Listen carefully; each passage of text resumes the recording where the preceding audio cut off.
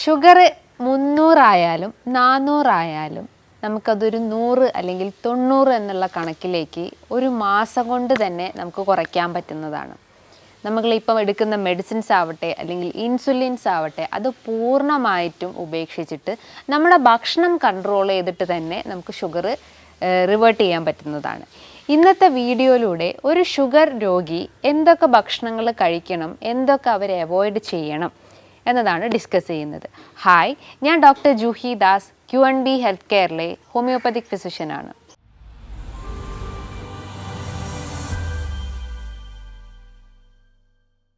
Sugar എന്ന് കേൾക്കുമ്പം എല്ലാവരും ചിന്തിക്കുന്നത് അതൊരു മാറാവ്യാധിയാണ്, ഒരിക്കലും നമ്മളെ ശരീരത്തിൽ നിന്നത് വിട്ടുപോവില്ല എന്നുള്ളൊരു റോങ് മെൻറ്റാലിറ്റിയാണ്. പക്ഷേ അങ്ങനെയല്ല. ഷുഗർ അല്ലെങ്കിൽ ഡയബറ്റിസ് എന്ന് പറയുന്നത് അതൊരു ജീവിതശൈലി രോഗം തന്നെയാണ്. നമ്മുടെ ലൈഫ് സ്റ്റൈൽ ചേഞ്ചസ് അല്ലെങ്കിൽ ഒരു റോങ് ലൈഫ് പാറ്റേൺ കൊണ്ടാണ് ഈ ഒരു ഷുഗർ എന്നിട്ടുള്ള ആ ഒരു രോഗം നമ്മളെ അഫക്റ്റ് ചെയ്യുന്നത്. പണ്ട് കാലങ്ങളിലൊന്നും ഷുഗർ പേഷ്യൻസ് വളരെ റെയർലി റിപ്പോർട്ടഡ് ആണ്. പക്ഷേ ഇന്നത്തെ ജനറേഷൻസിനെ നോക്കുകയാണെങ്കിൽ ഷുഗർ പേഷ്യൻസ് വർദ്ധിച്ചു വരികയാണ്. നമ്മുടെ കേരളത്തിൽ തന്നെയാണ് ഏറ്റവും കൂടുതൽ ഷുഗർ രോഗികൾ വർദ്ധിച്ചു വരുന്നത്. അവരെ ലൈഫ് സ്റ്റൈൽ ചേഞ്ചസ് കൊണ്ട് തന്നെയാണ് അത്തരം അസുഖങ്ങൾ ബാധിക്കാനുള്ള കാരണങ്ങൾ പറയുന്നത്. ഷുഗർ എന്ന് പറയുമ്പം 2 രീതിയിലുണ്ട്. അതായത് ഡയബറ്റിസ് എന്ന് പറയുമ്പം 2 ടൈപ്സ് ആയിട്ട് നമുക്ക് പറയാം. ടൈപ്പ് 1 ഡയബറ്റീസും ഉണ്ട്, ടൈപ്പ് 2 ഡയബറ്റീസും ഉണ്ട്. ടൈപ്പ് 1 ഡയബറ്റിസ് എന്ന് പറയുമ്പോൾ എന്താ, ജുവനൈൽ ഡയബറ്റിസ്, അതായത് കുഞ്ഞു തൊട്ടേ കാണപ്പെടുന്ന ഒരു പ്രമേഹത്തെയാണ് നമ്മൾ ജുവനൈൽ ഡയബറ്റിസ് എന്ന് പറയുന്നത്. ടൈപ്പ് 2 ഡയബറ്റിസ് എന്ന് പറയുമ്പോൾ അഡൽട്ട് ഡയബറ്റിസ്, കുറച്ച് ഏജ്ഡ് ആയിട്ടുള്ള ആളുകളിലാണ് ഈ ഒരു ടൈപ്പ് 2 ഡയബറ്റിസ് എന്ന് പറയുന്നത്. ടൈപ്പ് 1 ഡയബറ്റിസിൽ വരുന്ന പ്രശ്നങ്ങൾ എന്ന് പറയുമ്പം ഇൻസുലിൻ്റെ പ്രൊഡക്ഷൻ ഇല്ലാത്തൊരവസ്ഥ അല്ലെങ്കിൽ ഇൻസുലിൻ ഡെഫിഷ്യൻ്റ് ആവുന്നൊരു കണ്ടീഷനാണ് ടൈപ്പ് 1 ഡയബറ്റിസിൽ പറയുന്നത്. ടൈപ്പ് 2 ഡയബറ്റിസ് എന്ന് പറയുമ്പോൾ അതൊരു 100% റിവേഴ്സിബിൾ ആണ്. അതായത് അവിടെ ഇൻസുലിൻ പ്രൊഡക്ഷൻസ് ഉണ്ട്, പക്ഷെ അത് കൃത്യമായിട്ട് പ്രവർത്തിക്കാൻ പറ്റാത്തൊരവസ്ഥയാണ് ടൈപ്പ് 2 ഡയബറ്റിസിൽ വരുന്നത്.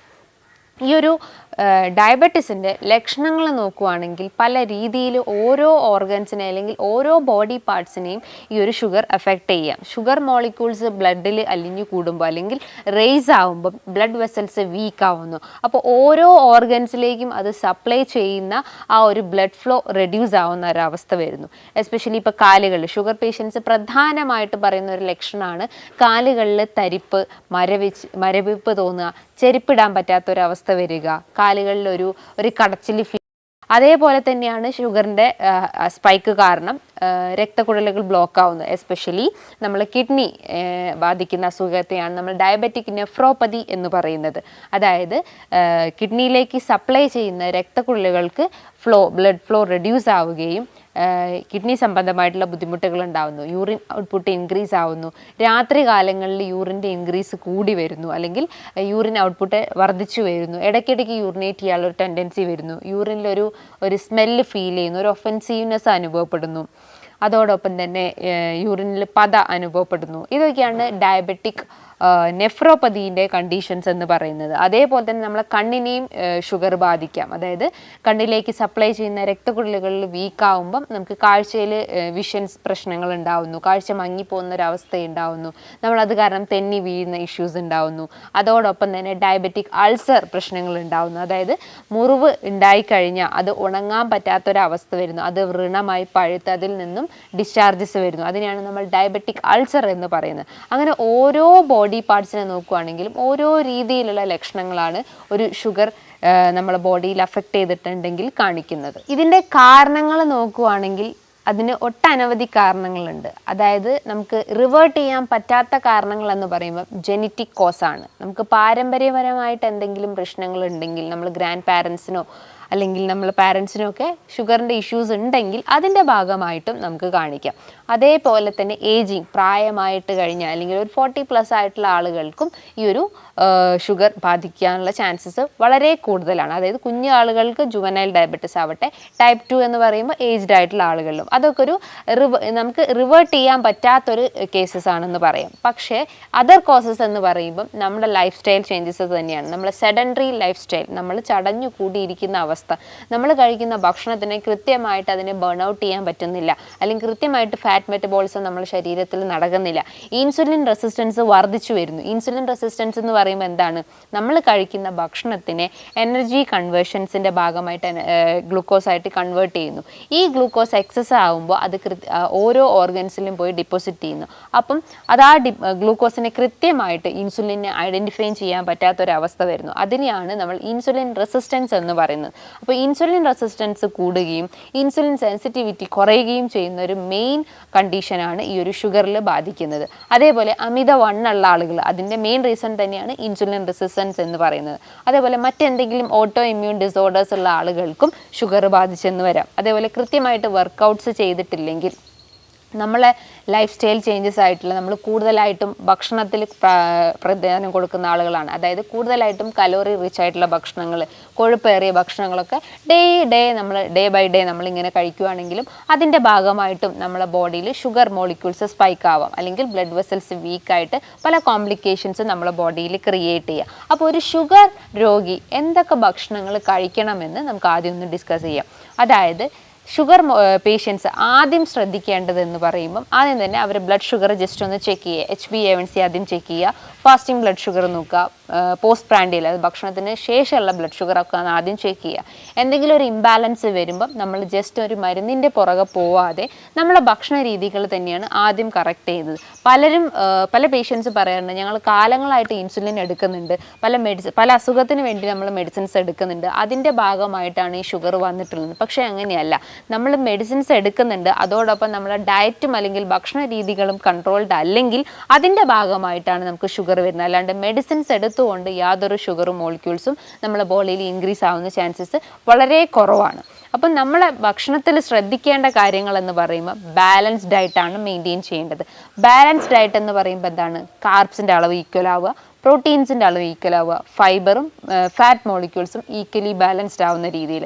നമുക്കറിയാം ഈ ഇന്ത്യൻസിനാണ് ഏറ്റവും കൂടുതൽ ഷുഗർ ടെൻഡൻസിയിൽ, അല്ലെങ്കിൽ ഡയബറ്റീസ് രോഗികൾ ഏറ്റവും കൂടുതൽ റിപ്പോർട്ട് ചെയ്യുന്നത് നമ്മൾ ഇന്ത്യൻസ് അല്ലെങ്കിൽ ഏഷ്യൻ റീജിയൻസിലാണ്. അതിൻ്റെ റീസൺസ് എന്താണ്? നിങ്ങളെ ബാലൻസ് ഡയറ്റ് നോക്കുകയാണെങ്കിൽ, അല്ലെങ്കിൽ നിങ്ങളെ ഡയറ്റ് പാറ്റേൺ നോക്കുകയാണെങ്കിൽ കാർബ്സിൻ്റെ അളവ് 80% ആണ്. നമ്മളൊരു 100 ഗ്രാം എടുക്കുകയാണെങ്കിൽ കാർബ്സിൻ്റെ അളവ് ഒരു 80% ആണ്. ഫാറ്റ് മോളിക്യൂൾസ് ആണെങ്കിൽ ഒരു 10%, അതേപോലെ പ്രോട്ടീൻസ് നോക്കുകയാണെങ്കിൽ ഒരു 10% മാത്രമാണ്. അപ്പോൾ ഏറ്റവും കൂടുതൽ അന്നജമാണ് നിങ്ങളുടെ ഭക്ഷണത്തിൽ നിങ്ങൾ ഉൾപ്പെടുത്തുന്നത്. പ്രോട്ടീൻസിൻ്റെ ഇൻടേക്കും ഫാറ്റിൻ്റെ ഇൻടേക്കും വളരെ കുറവായതുകൊണ്ടാണ് ഈ ഒരു ഏഷ്യൻ റീജിയൻസിന് കൂടുതലായിട്ടും ഷുഗർ മോളിക്യൂൾസ് സ്പൈക്ക് ആവുന്നത്. നേരെ നമ്മൾ യൂറോപ്യൻ കൺട്രീസൊക്കെ നോക്കുകയാണെങ്കിൽ അവരുടെ ഡയറ്റ് നോക്കുകയാണെങ്കിൽ 60% അല്ലെങ്കിൽ ഒരു 50% അവർ കാർബ്സും റിമൈനിങ് വരുന്ന ഒരു 20-30% പ്രോട്ടീൻസും ഫാറ്റ്സും മാത്രമേ അവരുടെ ഡയറ്റിൽ ഉൾപ്പെടുത്തുന്നുള്ളൂ. സോ അവരെ കാർബ്സിൻ്റെ അളവ് കുറവും പ്രോട്ടീൻസിൻ്റെയും ഫാറ്റ്സിൻ്റെയും ഇൻടേക്ക് വളരെ കൂടുതലായതുകൊണ്ടാണ് ഈ ഒരു യൂറോപ്യൻ റീജിയൻസിൽ ഷുഗർ ടെൻഡൻസി വളരെ റിപ്പോർട്ടിലി എന്ന് പറയുന്നത്.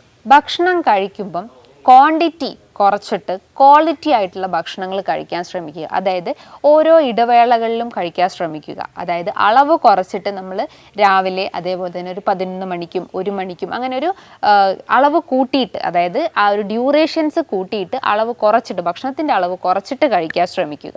ഇനി ബ്രേക്ക്ഫാസ്റ്റ് ആയിട്ട് നിങ്ങൾക്ക് കഴിക്കുക എന്ന് പറയുമ്പം നിങ്ങൾക്ക് അളവ് കുറയ്ക്കാം. അതായത് ചപ്പാത്തി ആയിട്ടോ അല്ലെങ്കിൽ മറ്റെന്തെങ്കിലും സാലഡ്സ് ആയിട്ടോ ഓംലേറ്റ് ആയിട്ടോ അങ്ങനെ എന്തെങ്കിലും ഒരു സാലഡ്സ് മോർണിംഗിൽ തന്നെ ഉൾപ്പെടുത്താൻ ശ്രമിക്കുക. രാവിലെ എഴുന്നേറ്റാൽ ഉടനെ തന്നെ ശരീരത്തിൽ നീർക്കെട്ടിനെ റെഡ്യൂസ് ചെയ്യാനും ദഹനം ഇമ്പ്രൂവ് ചെയ്യാൻ വേണ്ടിയിട്ട് നിങ്ങൾക്കൊരു എന്തെങ്കിലും ഒരു ഗ്രീൻ ടീ പ്രിഫർ ചെയ്യാവുന്നതാണ്. അല്ലെങ്കിൽ എന്തെങ്കിലും ഇൻഫ്ലമേറ്ററി കുറയ്ക്കുന്ന ഭക്ഷണങ്ങൾ ഉൾപ്പെടുത്താൻ ശ്രമിക്കാവുന്നതാണ്. അതായത് രാവിലെ എഴുന്നേറ്റാൽ തന്നെ വെറും വയറ്റിൽ ജസ്റ്റ് ഒരു ടീസ്പൂൺ ജിഞ്ചറോ അങ്ങനെ എന്തെങ്കിലും ഒരു ഇൻഗ്രീഡിയൻസ് മിക്സ് ചെയ്ത് കഴിക്കുകയാണെങ്കിൽ ദഹനം കുറച്ചൊന്ന് ഇമ്പ്രൂവ് ആവുകയും എക്സസ് ആയിട്ടുള്ള ഫാറ്റിനെ പെട്ടെന്ന് തന്നെ ബേൺ ഔട്ട് ചെയ്യാൻ സഹായിക്കുന്നതാണ്. ഇനിയിപ്പോൾ ബ്രേക്ക്ഫാസ്റ്റ് ആയിട്ട് നിങ്ങൾക്ക് ചപ്പാത്തിയോ അല്ലെങ്കിലും ജസ്റ്റ് ഒന്ന് പഴം പുഴുങ്ങിയതോ അല്ലെങ്കിൽ ഒരു ഓംലെറ്റോ അങ്ങനെ എന്തെങ്കിലും ഒരു മിതമായ രീതിയിൽ കലോറി കുറച്ചിട്ട് ഭക്ഷണങ്ങൾ എടുക്കാൻ ശ്രമിക്കുക. 11 മണിക്കാണെങ്കിൽ നിങ്ങൾക്ക് ജസ്റ്റ് എന്തെങ്കിലും സ്നാക്സ്, നട്ട്സ് ഐറ്റംസ് എടുക്കാം. ഫ്ലാക്സ് സീഡ്സോ അല്ലെങ്കിൽ ബദാം, വാൽനട്ട്സ് അങ്ങനെ എന്തെങ്കിലും നട്ട്സ് ഡെയിലി പ്രിഫർ ചെയ്യാൻ ശ്രമിക്കുക. അതിനോടൊപ്പം എന്തെങ്കിലും സ്മൂത്തീസ്, അതായത് പൊമോഗ്രാനേറ്റോ അല്ലെങ്കിൽ ഡ്രാഗൺ ഫ്രൂട്ട്സോ അങ്ങനെ എന്തെങ്കിലും ഫ്രൂട്ട്സ് വെച്ചിട്ട് ജസ്റ്റ് ഒന്ന് സ്മൂത്തീസ് തയ്യാറാക്കിയിട്ട് അതും കഴിക്കാവുന്നതാണ്. ഇനിയിപ്പോൾ ലഞ്ച് ടൈം നോക്കുകയാണെങ്കിൽ ഒരു 1 PM കറക്റ്റ് ലഞ്ച് പ്രിഫർ ചെയ്യാൻ ശ്രമിക്കുക. ഒരു പ്ലേറ്റിൻ്റെ പോർഷൻ നോക്കുകയാണെങ്കിൽ ഒരു സ്മോൾ ബൗളിൽ കുറച്ച് അളവിൽ ബ്രൗൺ റൈസ് പ്രിഫർ ചെയ്യുക. അതേപോലെ തന്നെ അതിനേക്കാളും കുറച്ചുകൂടി അളവിൽ നിങ്ങൾക്ക് പ്രോട്ടീൻസ് എടുക്കാം. അതായത് ധാന്യങ്ങളായിട്ടുള്ള അല്ലെങ്കിൽ ചെറുപയറോ അങ്ങനെ എന്തെങ്കിലും പയർ വിഭാഗത്തിൽ പ്രോട്ടീൻസ് നിങ്ങൾക്ക് എടുക്കാവുന്നതാണ്. ഒരു ഓംലെറ്റോ അല്ലെങ്കിൽ വേവിച്ച ഫിഷ് ഐറ്റംസോ അല്ലെങ്കിൽ ചിക്കൻ ഐറ്റംസോ നിങ്ങൾക്ക് പ്രിഫർ ചെയ്യാവുന്നതാണ്. അതായത് ചോറിൻ്റെ അളവ് കുറച്ചിട്ട് മറ്റുള്ള വിഭവങ്ങൾ നിങ്ങൾ ഇൻക്രീസ് ചെയ്യാൻ ശ്രമിക്കുക. ഒരു 4 മണിക്ക് നിങ്ങൾക്ക് എന്തെങ്കിലും സ്നാക്സ് കഴിക്കാം. ചായ കുടിക്കാൻ പറ്റുമോ എന്ന് ചോദിച്ചാൽ ചായ കുടിക്കുന്നതുകൊണ്ട് പ്രശ്നമില്ല. പക്ഷെ നിങ്ങൾ അതിൻ്റെ കൂടെ കഴിക്കുന്ന ബിസ്ക്കറ്റ്സോ കേക്ക്സോ ഒക്കെയാണ് അതിൽ കൂടുതലായിട്ടും വില്ലനാവുന്നത്. ചായൻ്റെ അകത്ത് ജസ്റ്റ് നിങ്ങൾക്ക് ശംഖുപുഷ്പം അല്ലെങ്കിൽ ജിഞ്ചറോ അല്ലെങ്കിൽ കറുവപ്പട്ടയൊക്കെ ഒന്ന് ആഡ് ചെയ്ത് കഴിഞ്ഞാൽ നമുക്കൊരു എനർജി ഫീലിംഗ് തരും. നമ്മുടെ ശരീരത്തിലെ ഒരു വീക്ക്നെസ് നമുക്ക് കുറയ്ക്കാൻ പറ്റുന്നതാണ്. ഇനി ഒരു 7 മണിയാകുമ്പോൾ നിങ്ങൾക്ക് ഡിന്നർ പ്രിഫർ ചെയ്യാവുന്നതാണ്. ഡിന്നർ എന്ന് പറയുമ്പോൾ ചോറ് തന്നെ കഴിക്കണമെന്നില്ല. നിങ്ങൾക്ക് ഒരു വെജ് സാലഡ്സോ അല്ലെങ്കിൽ ഫ്രൂട്ട് സാലഡ്സോ നിങ്ങൾക്ക് പ്രിഫർ ചെയ്യാവുന്നതാണ്. അതായത് മുളപ്പിച്ച ചെറുപയറോ അല്ലെങ്കിൽ കടലയോ അതിൻ്റെ അകത്തേക്ക് കുറച്ച് വെജിറ്റബിൾസ് കട്ട് ചെയ്തിടുക. അതായത് കുക്കുംബർ, ക്യാരറ്റ്, ടൊമാറ്റോ ഇതൊക്കെ നന്നായിട്ട് ചോപ്പ് ചെയ്തതിന് ശേഷം ഒരു പിഞ്ച് അല്ലെങ്കിൽ ഒരു ഡ്രോപ്സ് ഒലിവ് ഓയിൽ മിക്സ് ചെയ്ത് കഴിക്കുകയാണെങ്കിൽ വയറിനൊരു ഫുൾനെസ് ഫീലിംഗ് തരും. ശരീരത്തിലുണ്ടാവുന്ന ചീത്ത കൊഴുപ്പുകളെ നമുക്ക് കുറയ്ക്കാൻ പറ്റുന്നതാണ്. നല്ല കൊഴുപ്പിനെ നമുക്ക് കൂട്ടാൻ പറ്റുന്നതാണ്. അതോടൊപ്പം തന്നെ ഇതാണ് നിങ്ങളൊരു ഡേ നൈറ്റ് നിങ്ങളെ ഒരു ഡയറ്റ് പ്ലാൻ എന്ന് പറയുന്നത്. അതോടൊപ്പം നിങ്ങളുടെ ഡയറ്റിൽ ഒലിവ് ഓയിൽസ് പ്രിഫർ ചെയ്യാവുന്നതാണ്. കോക്കനട്ട് ഓയിൽസും പ്രിഫർ ചെയ്യാവുന്നതാണ്. ഓയിൽസ് യൂസ് ചെയ്യുമ്പം ഒരിക്കലും അത് ബോയിൽ ചെയ്ത് യൂസ് ചെയ്യാതിരിക്കുക. കാരണം ആ ഒരു ഫ്രഷ് ഫോമിൽ കഴിക്കുമ്പോൾ തന്നെയാണ് നമ്മുടെ ബോഡിയിൽ അത്രയും നല്ല എനർജി നമ്മുടെ ബോഡിയിൽ കയറുള്ളൂ. നമ്മളിപ്പോൾ ബോയിൽ ചെയ്ത് കഴിക്കുകയാണെങ്കിൽ അതിൻ്റെ ടോക്സിസിറ്റിയാണ് നമ്മുടെ ബോഡിയിൽ ക്രിയേറ്റ് ചെയ്യുന്നത്. ഒരിക്കലും കോക്കനട്ട് ഓയിൽസ് ഒന്നും ബോയിൽ ചെയ്ത് കഴിക്കരുത്. ഒരു ഫ്രഷ് ഫോമിൽ തന്നെ ജസ്റ്റ് ഒരു സർഫസിങ് ഏജൻ്റായിട്ട് കറീസിലോ അല്ലെങ്കിൽ എന്തെങ്കിലും മറ്റെന്തെങ്കിലും വിഭവങ്ങൾ മിക്സ് ചെയ്യുമ്പോൾ അതിൽ ആഡ് ചെയ്യാവുന്നതാണ്. അതേപോലെ ഹെൽത്തി ഫാറ്റ്സ് നിങ്ങളുടെ ഡയറ്റിൽ ഉൾപ്പെടുത്താൻ ശ്രമിക്കുക. Especially omega-3 fatty acids rich ആയിട്ടുള്ള ചെറിയ മത്സ്യങ്ങളും നട്ട്സും ലീഫി വെജിറ്റബിൾസും ഡയറ്റിൽ ഉൾപ്പെടുത്താൻ ശ്രമിക്കുക. സ്പൈസസ് നല്ല രീതിയിൽ ഉൾപ്പെടുത്താൻ ശ്രമിക്കുക. സിന്നമൺ, ജിഞ്ചർ, മഞ്ഞൾ, കുരുമുളക് ഇതൊക്കെ ഗ്രേറ്റ് ആൻറ്റി ഇൻഫ്ലമേറ്ററി പ്രോപ്പർട്ടി ഉള്ളതാണ്. അതേപോലെ ആൻറ്റി ഓക്സിഡൻറ്റ് പ്രോപ്പർട്ടി ഉള്ളതാണ്. ഇത്തരം സ്പൈസസും അതേപോലെ ആൻറ്റി ഓക്സിഡൻറ്റ് റിച്ച് ആയിട്ടുള്ള സിട്രസ് ഫ്രൂട്ട്സ് ഐറ്റംസും നിങ്ങളുടെ ഡയറ്റിൽ ഉൾപ്പെടുത്താവുന്നതാണ്. ഫ്രൂട്ട്സ് നിങ്ങൾക്ക് വലിച്ചു വാരി കഴിക്കാൻ പറ്റുമോ? അങ്ങനെ കഴിക്കാൻ പറ്റില്ല. അതായത് ഗ്ലൈസമിക് ഇൻഡെക്സ് കുറഞ്ഞ ഭക്ഷണങ്ങൾ എടുക്കാൻ ശ്രമിക്കുക. അതായത് ഗോവ, പൊമോഗ്രാനേറ്റ്, പപ്പായ, അങ്ങനെ മറ്റെന്തെങ്കിലും നെല്ലിക്ക, ഇത്തരം ഗ്ലൈസമിക് ഇൻഡെക്സ് കുറഞ്ഞ ഭക്ഷണങ്ങൾ എടുക്കാൻ ശ്രമിക്കുക. ഫ്രൂട്ട്സ് ഒരിക്കലും ജ്യൂസി ഫോമിൽ എടുക്കരുത്.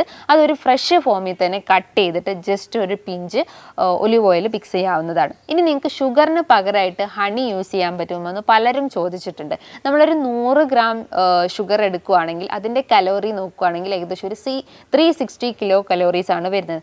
അതേ അളവിൽ നമ്മളൊരു 100 ഗ്രാം ഹണി എടുക്കുകയാണെങ്കിൽ കലോറി നോക്കുകയാണെങ്കിൽ ഏകദേശം ഒരു 300 കിലോ കലോറീസ് ആണ്. സോ കലോറീൻ്റെ വാല്യൂസ് നോക്കുകയാണെങ്കിൽ ഓൾമോസ്റ്റ് സെയിം തന്നെയാണ്. അത് ഷുഗറിൻ്റെ അകത്താവട്ടെ ഹണീൻ്റെ അകത്താവട്ടെ ഈക്വൽ കലോറീസ് തന്നെയാണ്. അപ്പോൾ നമ്മൾ രണ്ടും നമ്മളെ ഡയറ്റിൽ നിന്ന് പൂർണ്ണമായിട്ടും ഉപേക്ഷിക്കാൻ ശ്രമിക്കുക. പകരം ശരീരത്തിൽ ഹെൽത്തി ഫാറ്റ്സ് ഉൾപ്പെടുത്താൻ ശ്രമിക്കുക. പ്രോട്ടീൻസിൻ്റെ അളവ് കൂട്ടാൻ ശ്രമിക്കുക. അതേപോലെ ഫൈബർ റിച്ച് ആയിട്ടുള്ള അതായത് ഇൻസോലിബിൾ ഫൈബേഴ്സ് നല്ലപോലെ എടുക്കാൻ ശ്രമിക്കുക. അതായത് തവിടുള്ള ധാന്യങ്ങൾ എടുക്കാൻ ശ്രമിക്കുക. ചാമയരിയോ മട്ടയരിയോ അല്ലെങ്കിൽ തെന അങ്ങനത്തെ എന്തെങ്കിലും തവിടുള്ള ഭക്ഷണങ്ങൾ എടുക്കാൻ ശ്രമിക്കുക. അതേപോലെ നിങ്ങളുടെ ഡയറ്റിൽ വിറ്റമിൻസ് ഉൾപ്പെടുത്താൻ ശ്രമിക്കുക. നമുക്കറിയാം നമ്മൾ ചോറും ഈ ഷുഗറും അതേപോലെ തന്നെ മറ്റുള്ള എന്തെങ്കിലും വ്യായാമങ്ങൾ ചെയ്തു കഴിഞ്ഞാൽ മാത്രം നമുക്ക് ഷുഗർ കൺട്രോൾ ചെയ്യില്ല. നമ്മുടെ ശരീരത്തിലെ ഡെഫിഷ്യൻസീസും നമ്മൾ ആദ്യം കറക്റ്റ് ചെയ്യാൻ ശ്രമിക്കണം. വൈറ്റമിൻ B12 അടങ്ങിയിട്ടുള്ള ഭക്ഷണങ്ങൾ, അതേപോലെ vitamin E, vitamin C, vitamin D ഇത്തരം വിറ്റമിൻസ് നിങ്ങളുടെ ഡയറ്റിൽ ഉൾപ്പെടുത്താൻ ശ്രമിക്കുക. വിറ്റമിൻ സി എന്ന് പറയുമ്പോൾ ഗ്രേറ്റ് ആൻറ്റി ഇൻഫ്ലമേറ്ററി പ്രോപ്പർട്ടി ഉള്ളതാണ്. അതായത് ആൻറ്റി ഓക്സിഡൻറ്റ് റിച്ച് ആയിട്ടുള്ളതാണ്. നിങ്ങൾക്ക് ഡെയിലി ഒരു നെല്ലിക്ക വെച്ച് കഴിക്കാവുന്നതാണ്. നെല്ലിക്ക കഴിച്ച് കഴിഞ്ഞാൽ നമ്മുടെ ദഹനം അതായത് ഗട്ട് ഹെൽത്ത് കുറച്ചൊന്ന് ഇമ്പ്രൂവ് ആവുകയും നമ്മുടെ സ്കിൻ ഹെൽത്തും അതേപോലെ തന്നെ ഹെയർ ഹെൽത്തും ഒപ്പം തന്നെ നമ്മൾ ബ്ലഡ് വെസൽസും കുറച്ചൊന്ന് ബൂസ്റ്റപ്പ് ചെയ്യാൻ സഹായിക്കുന്നതാണ്. അതോടൊപ്പം തന്നെ വിറ്റമിൻ ഇ റിച്ച് ആയിട്ടുള്ള ഭക്ഷണങ്ങൾ, mushrooms, shell fishes, soya beans, അതേപോലെ തന്നെ ലീഫി വെജിറ്റബിൾസ് ഒക്കെ ഡയറ്റിൽ ഉൾപ്പെടുത്താൻ ശ്രമിക്കുക. വിറ്റമിൻ ഡി എന്ന് പറയുമ്പോൾ നമുക്ക് സൺഷൈൻ വൈറ്റമിൻസ് ആണെന്ന് അറിയപ്പെടാം. അതായത് നന്നായിട്ട് വെയിൽ കൊള്ളാൻ ശ്രമിക്കുക. രാവിലെ ഒരു 10 മണി മുതൽ 3 മണി തമ്മിലുള്ള വെയിൽ കൃത്യമായിട്ട് കൊള്ളാൻ ശ്രമിക്കുക. വിറ്റമിൻ ഡി എന്ന് പറയുമ്പോൾ മഷ്റൂംസ് വരാം, ഷെൽ ഫിഷസ് വരാം, ലീഫി വെജിറ്റബിൾസ്, നട്ട്സിലും സീഡ്സിലും ഒലിവ് ഓയിൽസിലും ഒക്കെ വിറ്റമിൻ ഡി റിച്ച് ആയിട്ടുണ്ട്. അപ്പോൾ അതും നിങ്ങളുടെ ഡയറ്റിൽ പ്രിഫർ ചെയ്യാൻ ശ്രമിക്കുക. അതോടൊപ്പം തന്നെ കൃത്യമായിട്ട് വർക്കൗട്ട്സ് ചെയ്യാൻ ശ്രമിക്കുക. കാർഡിയാക് എക്സസൈസോ അല്ലെങ്കിൽ ജസ്റ്റ് ഒരു എയറോബിക് എക്സസൈസോ ചെയ്യാൻ ശ്രമിക്കുക. ഓവർ വെയ്റ്റിൻ്റെ പ്രശ്നങ്ങളുള്ള ആളുകൾ ഡെയിലി 2 നേരമായിട്ട് വർക്കൗട്ട് ചെയ്യാൻ ശ്രമിക്കുക. സ്ലീപ്പ് അതിലേറെ ഇമ്പോർട്ടൻ്റ് ആണ്. ഒരു 6 to 7 hours സ്ലീപ്പ് മെയിൻറ്റെയിൻ ചെയ്യാൻ ശ്രമിക്കുക. കൃത്യമായിട്ട് ഉറക്കം കിട്ടിയില്ലെങ്കിൽ നമ്മളെ മൈൻഡ് ഡിസ്റ്റർബ് ആവുന്നു, ഓട്ടോമാറ്റിക്കലി നമ്മളെ ഫിസിയോളജിക്കൽ ആക്ടിവിറ്റീസും ഡിസ്റ്റർബ് ആവുന്നുണ്ട്. അതോടൊപ്പം തന്നെ നിങ്ങളെ ബോഡി എപ്പോഴും ഹൈഡ്രേറ്റ് ചെയ്യാൻ ശ്രമിക്കുക. ഡെയിലി ഒരു 10 to 12 ഗ്ലാസ്സസ് വെള്ളം കുടിക്കാൻ ശ്രമിക്കുക. ഭക്ഷണത്തിൻ്റെ മുൻപായിട്ട് 1 ഗ്ലാസ് വെള്ളം കുടിക്കാൻ ശ്രമിക്കുക. അതോടൊപ്പം തന്നെ ഭക്ഷണത്തിന് ശേഷമായിട്ടും വെള്ളം കുടിക്കാൻ ശ്രമിക്കുക.